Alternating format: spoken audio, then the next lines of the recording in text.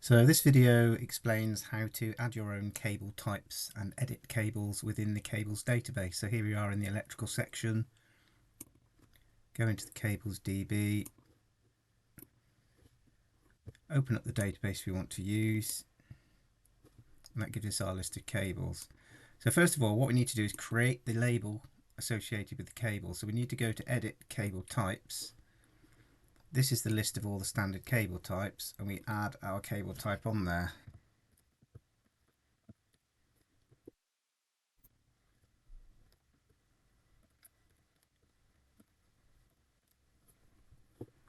Okay, that. We then go into the cable details. We go to the end of the list and we find our new cable.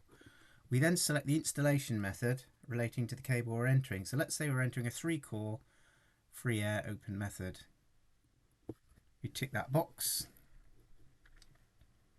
and then select edit. Yes to create it.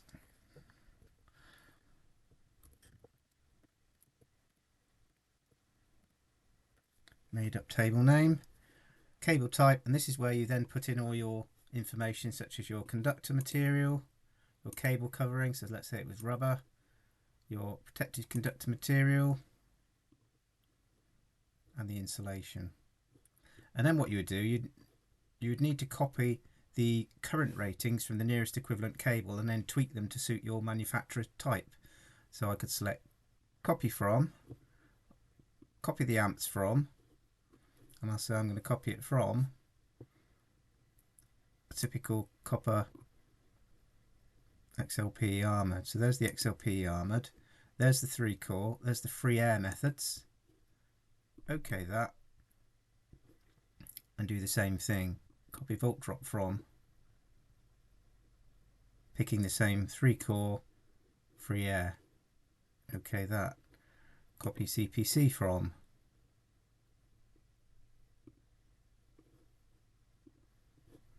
cost as well, which you can ignore. So now when we go to the sizes tables, we've now copied these, so you would then get your manufacturer's catalogue for that particular cable, and you would adjust these cable sizes to suit the actual cable you're putting in. So all the cables we provide normally are from that regulation tables, but you can then put your own cable types in with all your own voltage drops, millivolt amps per meter, CPZ size.